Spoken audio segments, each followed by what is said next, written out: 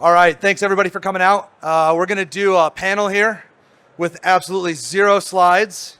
It's going to be a conversation, so looking forward to hearing from everybody in the crowd, but a little bit about getting real about AI and security ops. We got a great panel for you today. I am the co-founder and chief strategy officer at Swimlane. We got Chris Pashuk, who is the visibility and automation lead for Ecolab, which is the leader in water, hygiene, and infection prevention solutions, like 40,000 employees, Fortune 500 organization, so really interesting. We got the CTO at ProCircular. They do a variety of consulting services and managed services in the Midwest, and Brandon is their CTO, Brandon Potter. And then we have Michael Leiborg, who is the CISO at Swimlane.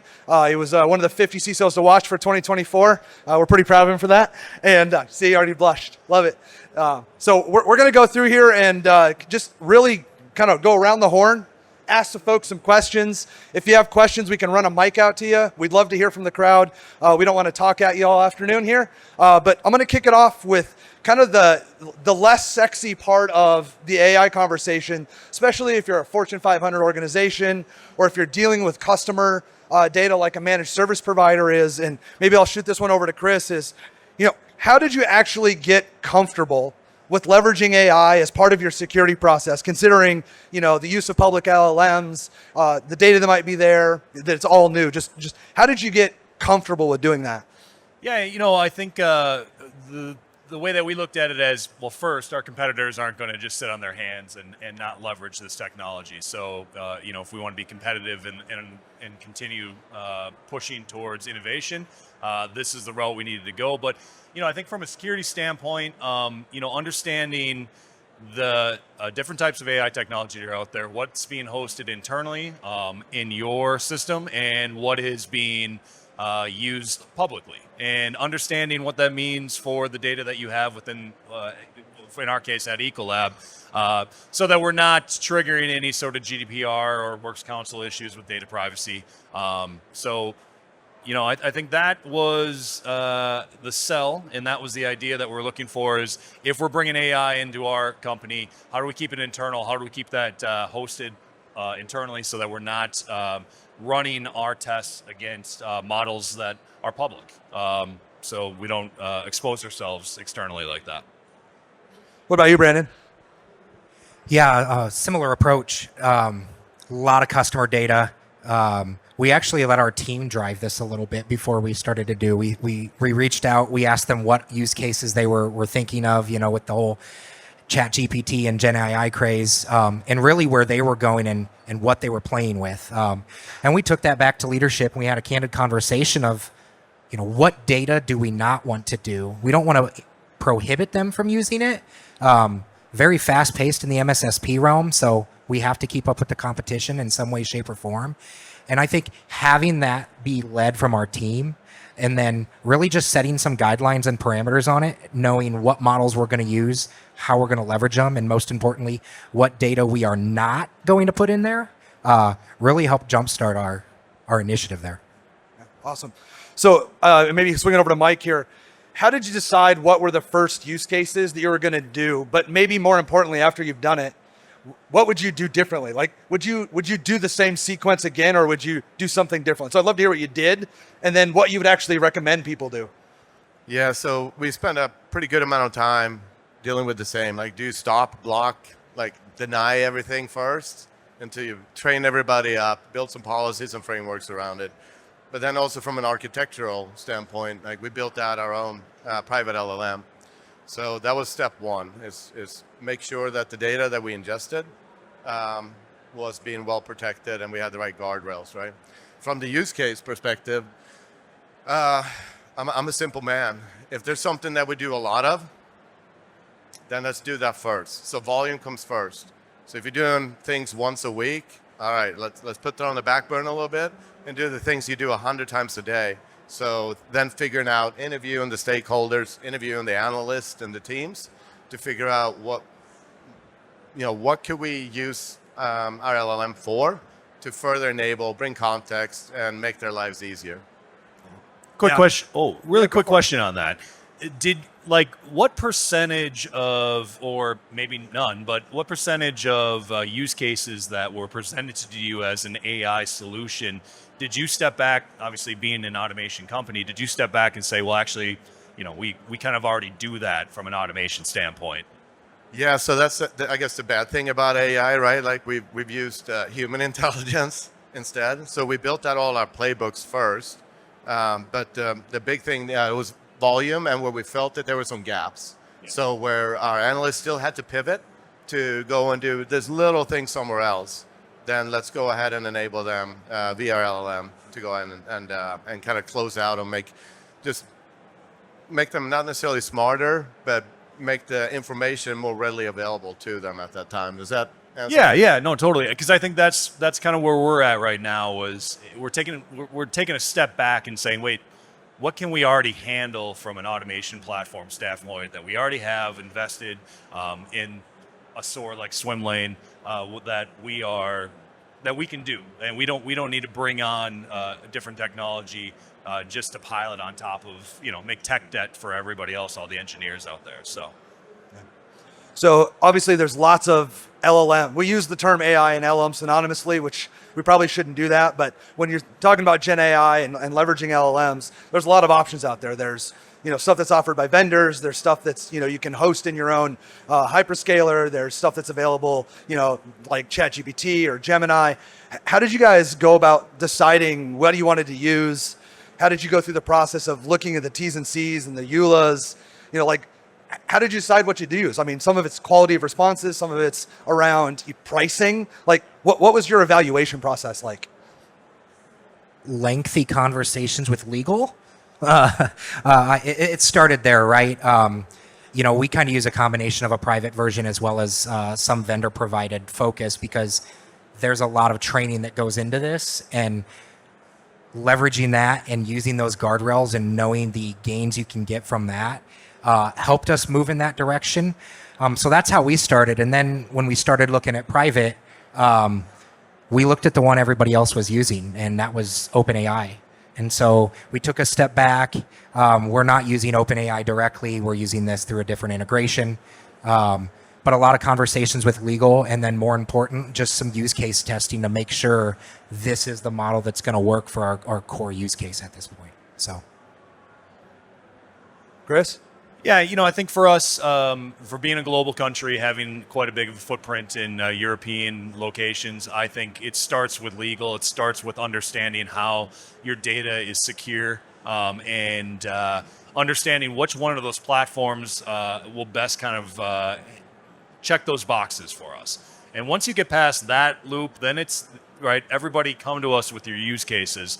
What are you looking to leverage AI for? How is it being leveraged in the marketing fields and your sales fields and everything along those lines? And then obviously getting the brunt of our requests that come in from IT. One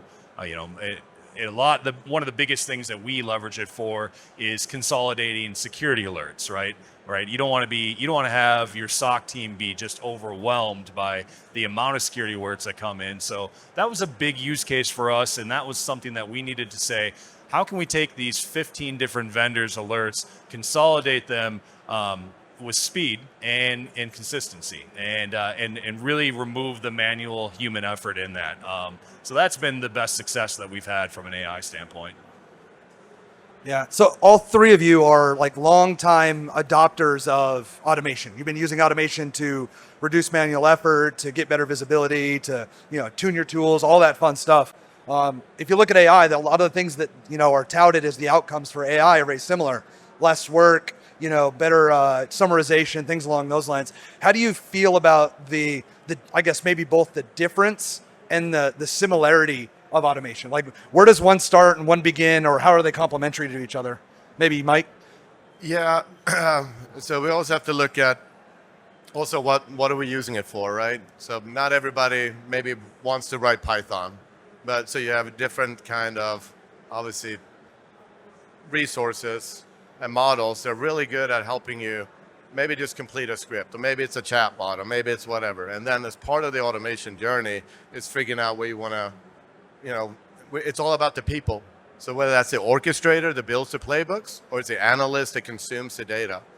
So from an orchestrator, it may be like, okay, well, this is really good because it helps them cut down, like writing this big for loop. And if this is greater than that, do X, Y, and Z.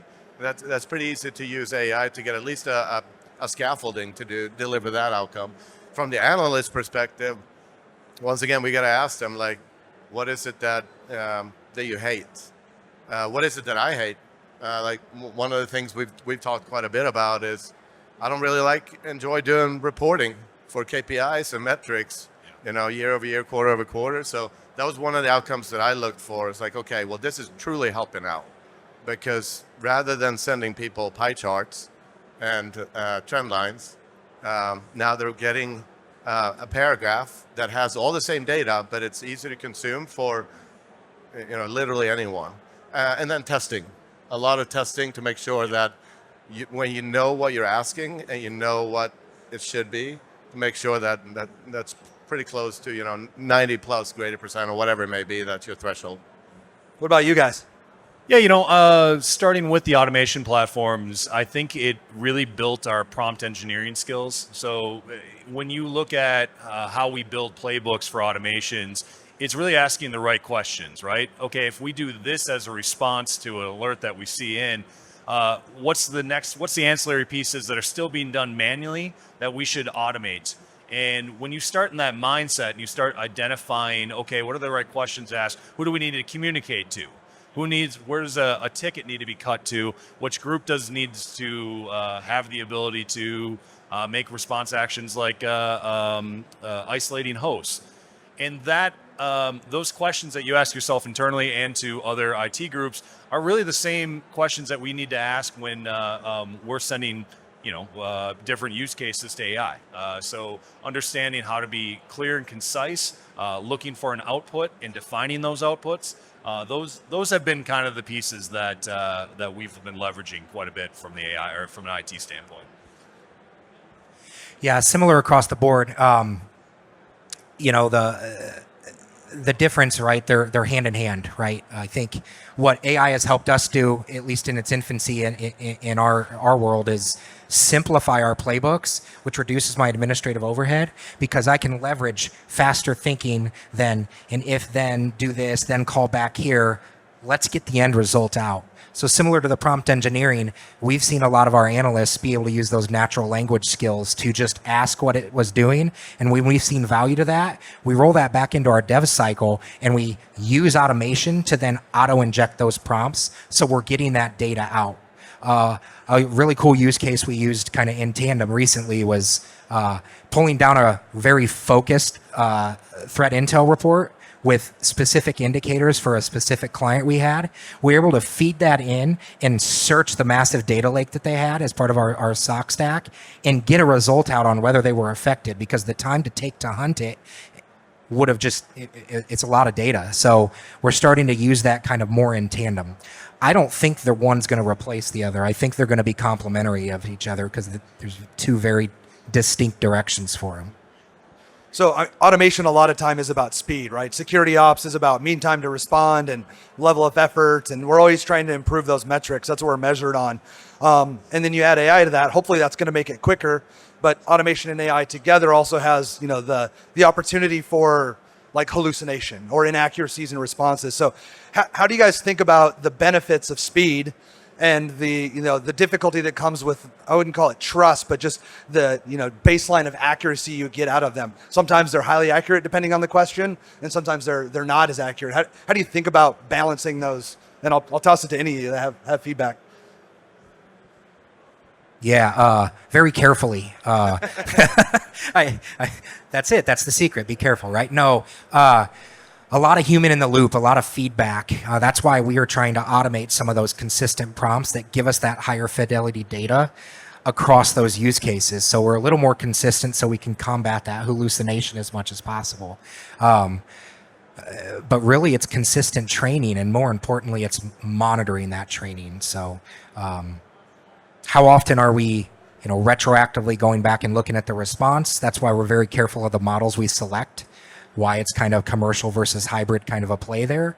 I think it gives us a better balance at that point. But I think it's always going to be a risk. It's just going to keep going. And I don't think, we're not leveraging it for full-on automation. Let's stop these threats, because what happens when it makes the wrong decision and you take a global outage to the next level, and it's a lot harder to come back from there. So I'm going to say something that may be a little bit weird, but humans make errors too, right? So if we've been trained our whole life to do the wrong thing, we're probably going to also do the wrong thing. So I 100%, carefully, but just as we kind of spot check everything in our systems, whether it's signals from our ecosystem and vendors, or whether it's our people or processes, that continuous improvement doesn't end just because of AI. So better prompt engineering, careful rollout, test and verify, don't trust, build trust. I think, so I might not have answered anything, but something that I think about. Yeah, from our standpoint, so from an automation, and when automation leverages AI, you have really two separate paths. You have a semi-automated process, right, where automation and AI is going to bubble up all the information for your sec operations team and 10x them, right? So it gives every single alert JSON value that you possibly need to make a formative decision to then use or leverage AI and automation to do a reaction. So for an example, end user gets an email, they click on a link they shouldn't have, and your email vendor alerts you after the fact, hey, there's been a malicious click, right? The automation kicks in when that alert comes through from the vendor. It says, we're resetting their password, we're sending out communication to their manager, we're blocking or isolating their host if we feel the threat is needed for that. We're going through all these different automations, and that's all done fully automated. There's not a SOC analyst that's going to step in. Now, to your point, what happens if somebody makes a mistake, right? You have to think about that when you're building your playbooks to put circuit breakers in there, right? What is your threshold for resets that you're comfortable with in your environment before you're going to say, nope, we're going to stop it. Now we're going to send a critical alert to our SOC team to handle the rest of these incidents in a manual effort, or at least to give it a review to say, yeah, you're on the right path. Continue on resetting 10,000 emails or your passwords. So those circuit breakers, I think, need to be thought of whenever you're starting any automation, especially if you're leveraging AI, because, chaos theory wins out. It's going to happen. Something's going to go wrong, and you need to make sure you protect yourself so that you yourself aren't the reason for the outage, not the false positive that comes in. So maybe an unpopular question, but we got like 1,000+ vendors behind the wall behind us here. Where is the industry trying to use AI where it doesn't belong? Like, where is it an example of like a square peg, round hole that, we're just, vendor guilty as charged. Like, we're trying to, he hands the mic off. I don't want to answer that. Maybe we'll make Mike answer because he's the vendor. Where do you see people using AI that they probably shouldn't be, and there's probably a better option? No comment. Yeah. What? Okay. No, I honestly, I don't have a good answer, because I think time's going to tell. I think most of us are still pretty early on, even if it's been a couple of years. So we're trying to find, it's really, I think for us, is figuring out collectively where that best fit is. And to do large data, find that needle in a haystack through and asking questions and help, like chatbots and everything else, being able to do that. Is it writing code? Well, I think everybody's seen developers, engineers are not necessary anymore. I don't agree with that. I think that they can just help them and do some of the scaffolding, but not replace people yet. So maybe that's one. I think, yeah. Because either way, even if you have AI writing all your code, like your whole application stack, hopefully someone is then a human or a team of humans are then going in and validating and verifying and testing everything still. So yeah, maybe that's the biggest one. Yeah, I mean, this is prompt. This is prime for old takes exposed, right? Because I could say something and 2 years from now AI will be like, no, actually it was a perfect fit for it. You know, I always go back to it, like, understand the technology and then understand what your threshold is for if things went wrong, right? And how are you going to safeguard and protect yourself? Where are you putting the guardrails in your environment so that you are not just handing the keys to the kingdom to whatever AI vendor you go with and say, yeah, just take it over? Because if history's taught us anything, that's just going to be a really bad outlook for you. There's almost just as much pre-work that needs to be done with finding the right solution that works for your company and then how you're leveraging it than it is when you implement it and you create your playbooks and leverage AI off of it. So don't rush to one vendor and then don't assume that one vendor is going to have the right solution for you, because it's going to change. And in the very short time that we've been messing with it, I think we've made 2 or 3 different flops and gone a different direction with it and said, that's just not a field we feel comfortable being in at this point. So I guess what use cases are your teams using right now that are actually creating the most value? Like, which one are they using every day? The one that if you took it away from them, they'd be upset. Alert, case, threat summarization from a consistency standpoint.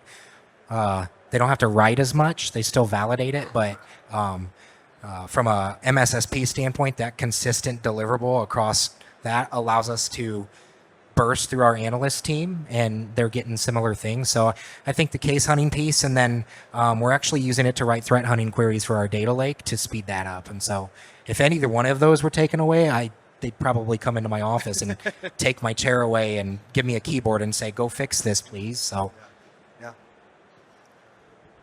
Ours would be the summarization, just like you were saying, but the correlating of alerts, right? The beauty of when we leverage Swimlane is we were able to make that our single pane of glass for our SOC team, right? Every single security vendor that we work with that sends alerts now feeds into one location and uses that as like a ticketing piece.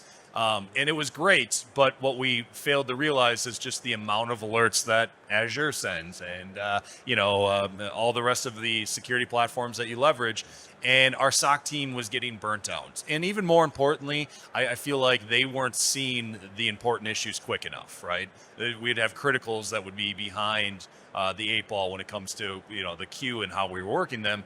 And so AI has done a really good job in our environment bringing all those alerts together and then bubbling up with confidence the ones that we need to handle. Just like you said, though, there have been issues and there have been false alarms that have been triggered off of it and people woken up at 3 a.m. and we've all been there. But those are the pain points that I think you just got to learn from, and you got to go back to the drawing board and say, what went wrong here? How do we put a guardrail in to ensure that it doesn't happen moving forward? And then sometimes that's just kind of part of the tech debt that you have to accept. Like, that's the part that it's gonna give you issues once in a while, but it as a whole, it's a better solution for you.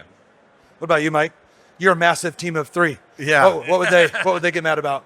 I mean, so then I'll start with a team of 1 first, right? Like, I really do enjoy the benefits of reporting and summarizing that in a contextual like paragraph way. But I think the team holistically, like, we're humans. We don't know we don't know it all, right? So a lot of times also as the case summarization, bit of a broken record, we also then include like recommended steps for remediation. We're not to the point yet where we're executing those remediations automatically via the decision or the recommendations that AI is providing, but we are using it to like, hey, we can double check. Like, did we do step 1 through 4, whatever that may look like, right? I think that's a really big piece because, it gives you more. It can even give you a process like, hey, step 1, maybe you should do this first, and then step 2 and step 3, and then, oh yeah, by the way, because we're an international company, maybe we want to do that.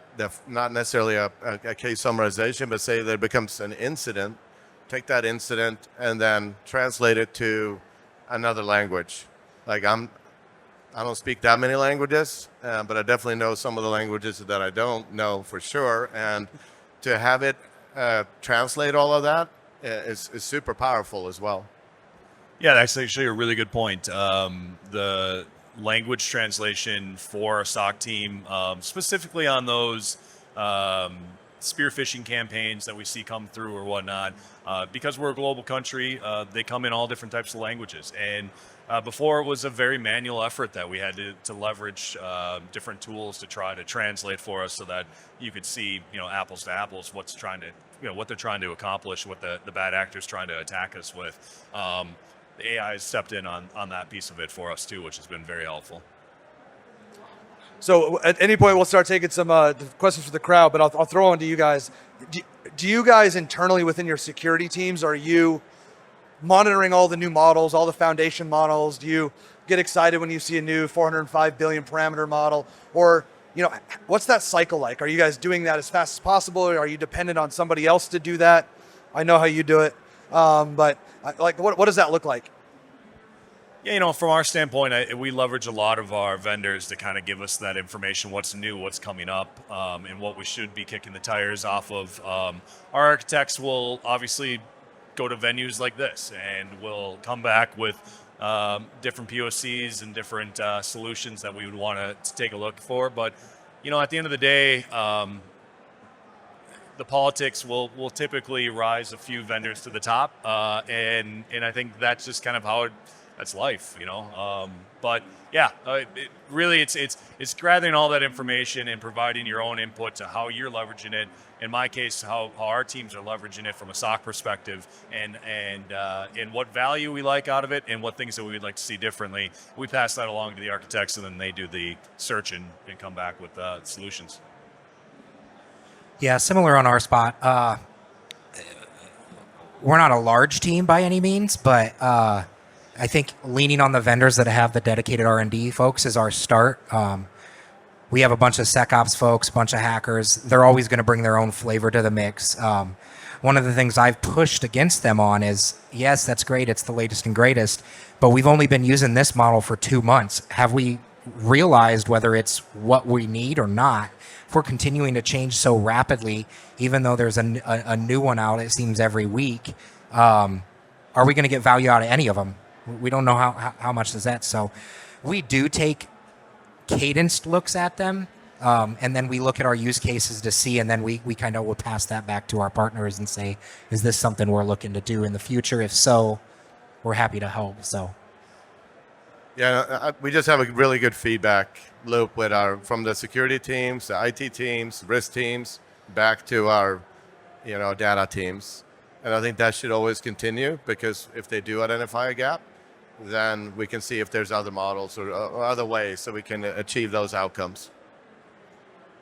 All right, we're going to open it up to the crowd if anybody's got a question here, just to make sure that we're not running over from a time perspective. So we're good? Okay. Yeah. Anybody got a question? Or there was a hand. There was one there. Got a couple. Great. Hi. As a security engineer for many years, I've developed a professional distrust in everybody and everything. You talked a little bit about policy and procedures around AI. How do you enforce those for your teams and for the people that are using the AI in your organizations? yeah, so I think the root of that question for those, I'm really repeating this so I understand what's being asked for those out there is, the policy and procedural aspect, we all talked about it. How are you enforcing that down to the team to make sure they are using that correctly? And, trust goes away. I know we're in the security business, and that's kind of one of those things, but, we lean on our teams to understand that. There are some tools out there that can prevent that. We feel that that inhibits some of our creativity. If we're trying to block certain things, we won't see some new use cases. So I hate to say it's a lot of trust, and of course there's oversight, right? It's the trust but verify piece. But I think we've been pretty successful at that rather than locking it down. I think that's why we've been successful with the integration to date. Yeah, I mean, from our standpoint, we trust very little because we shut it down for public use almost immediately, and made sure that if you were using an Ecolab device, it wasn't going to be allowed initially, and so that we could kind of get we could get legal in front of it and start to detail out exactly what cannot be done and what we can leverage within our company and what's been green lighted to be used in certain situations. And it's kind of a base by base process, right? And if you are a global company, it is almost business unit by business unit, because one might reside in a location that most of it's not allowed, and so I think that's the hardest part. And that's the bit of it where it's like you want to provide an opportunity for your business units to be as successful as we are in different locations or different uses, but you also know that it can cause some issues, right? And end users will find a way to break it if they can, or break your environment with it if they can. So, yeah. This guy had a question again. Hello. My question is going back to the use cases that shouldn't be used.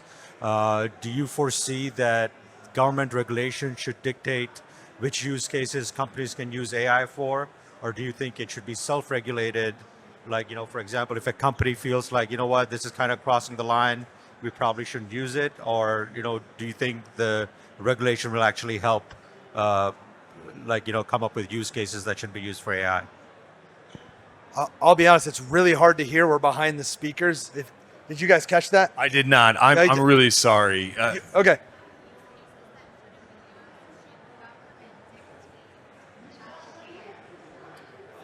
Right.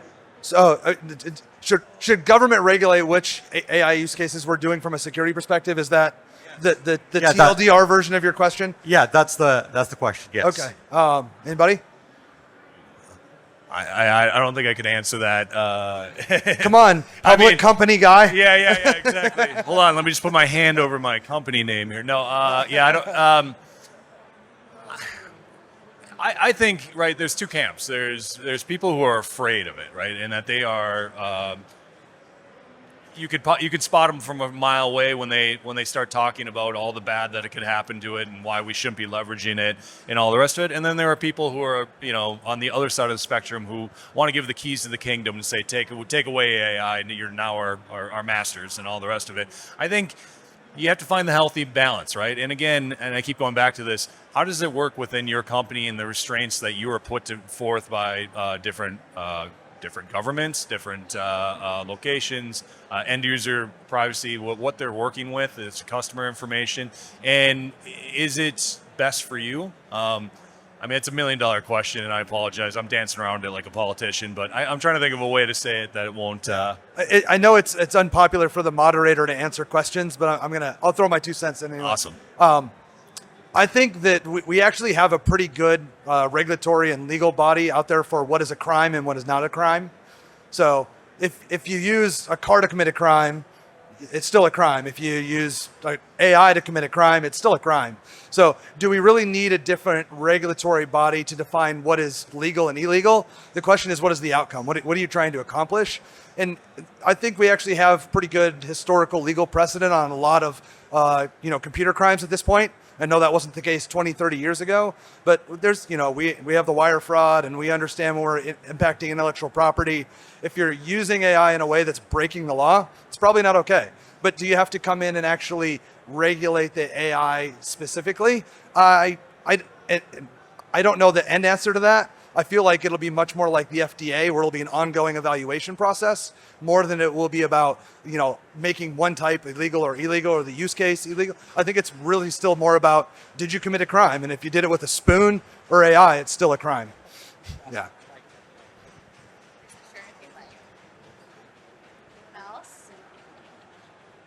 Any other questions? All right. Well, appreciate everybody coming out. I know there's lots to look at. It's really blinding behind you right now. So be ready for that. It's almost like a casino floor back there. But thanks for joining us. We appreciate it. And if you have other questions, feel free to come up afterwards. And look forward to talking to each and every one of you if you have questions. So thank you. Thank you.